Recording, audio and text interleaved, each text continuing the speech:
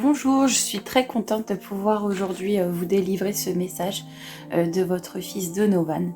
Donc je vais vous raconter un peu l'histoire. Donc on a déjà échangé un petit peu, mais je le redis ici comme ça, c'est pas mal, ça laisse une trace si vous voulez revoir la vidéo un jour.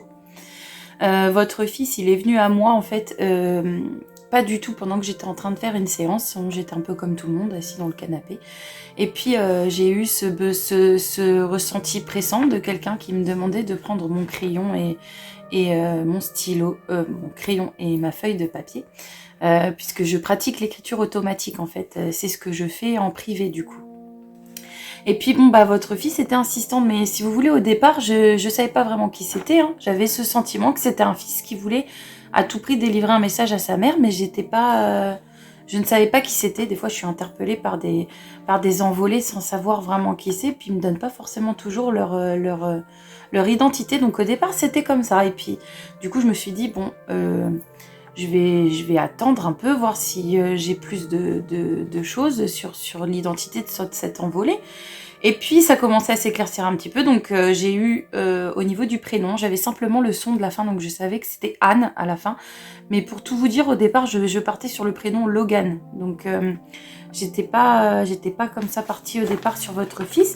Et puis au fur et à mesure, ça a continué. Puis il y a eu ces ressentis que je vous ai parlé, donc j'ai compris que ce garçon qui voulait me parler, il y avait un suicide, s'était suicidé, et puis j'avais ces ressentis, comme je vous ai dit, de nausée, de quelque chose. Donc c'est pour ça que quand je vous ai parlé, c'est un questionnement qui peut paraître un peu dur comme ça, mes questions, mais en fait je cherche à comprendre et à mettre les pièces du puzzle correctement pour moi aussi comprendre les messages qu'il me donne.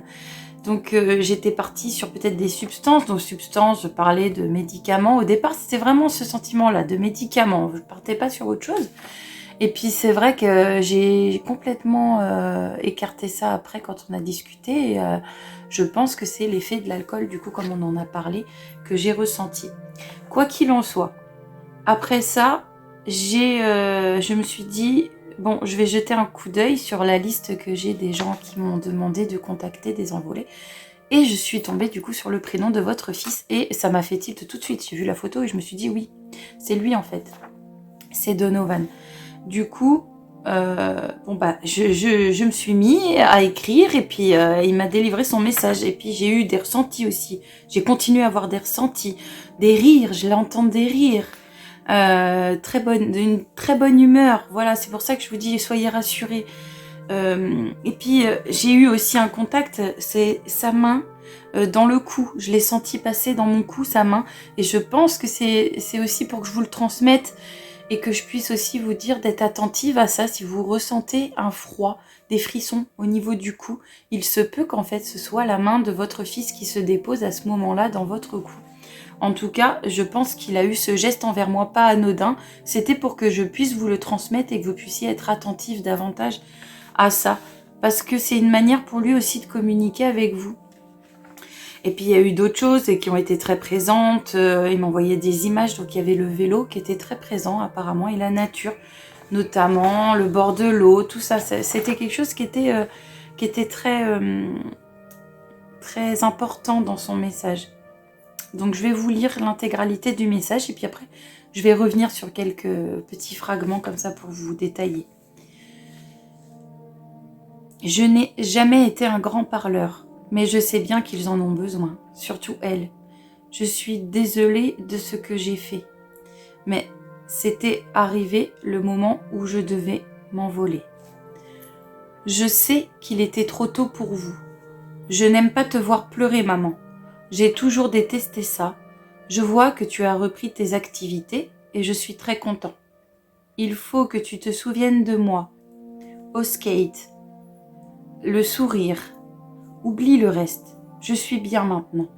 Il y a des choses que tu n'as pas compris, je le sais, mais tu n'y es pour rien. Parfois, les gens décident que c'est fini. Je veux que tu comprennes que je vous aime et que je suis toujours là. Je vous vois. J'étais là à l'anniversaire et c'était beau vos sourires. Ne culpabilise pas, parce que tu as fait tout ce que tu pouvais et tout ce que tu devais. Tu te demandes toujours si on se retrouvera. Alors ne t'inquiète pas, je serai là pour te prendre dans mes bras. Mais comprends bien que ce n'est pas pour maintenant. Tu dois encore veiller sur eux.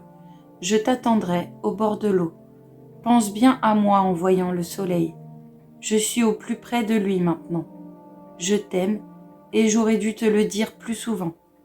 Ma vie n'était pas moche et tu as su l'éclaircir. Voilà ce que je peux vous transmettre avec ces mots. Après, ça, c'est vous qui reconnaissez votre fils mieux que quiconque dans cette phrase. Donc, on a échangé rapidement. Je sais que le skate, quand il parle, te souviennent de moi au skate, c'est quelque chose qui vous dit rien. Donc, moi, je peux pas en dire plus. J'ai ce que j'ai. Après, des fois, c'est vrai que j'ai des mots qui viennent comme ça, et puis c'est pas forcément les bons employés. C'est pour ça que je vous disais skatepark. Voilà. Est-ce que ça peut être un endroit où il allait faire du vélo, comme je sais qu'il... Enfin, moi en tout cas, il m'a envoyé cette image de vélo, donc voilà. Il y a vraiment cette notion de comprendre qu'il est bien maintenant. Hein. C'est vraiment ce qu'il veut faire passer comme message. Il sait que vous êtes une maman très inquiète pour lui aussi, de l'autre côté.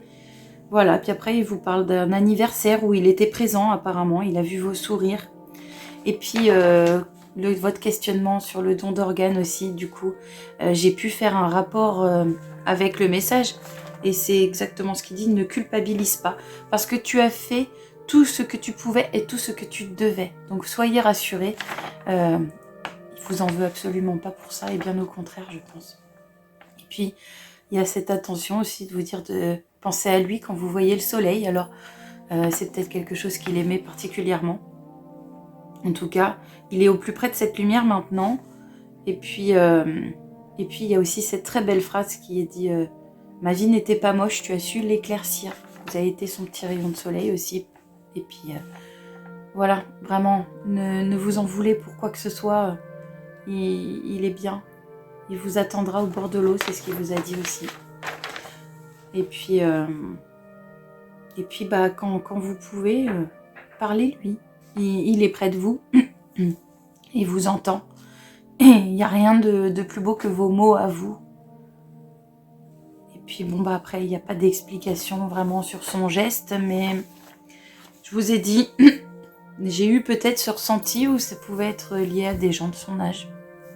Après, c'est vrai que c'est rare quand j'ai des envolées qui me disent je suis partie de telle façon ou pas. Après, c'est des ressentis, comme lui, j'ai eu le ressenti de ce suicide. C'est des ressentis que j'ai. Je peux voir des fois une douleur cardiaque. Je sais qu'il y a eu un départ à cause de ça. Mais là, les causes, malheureusement, je ne les ai pas. Voilà, donc je ne vais pas en inventer. Je ne suis pas comme ça. Je préfère vous donner son message tel quel, pur. Et puis, tellement beau quand même. Voilà. J'espère que ça pourra vous aider à avancer dans votre vie. Et puis... que ça pourra aussi vous libérer peut-être de cette culpabilité dont vous m'avez parlé. Donc je vous souhaite une très belle semaine en tout cas, et puis je vous dis à très bientôt.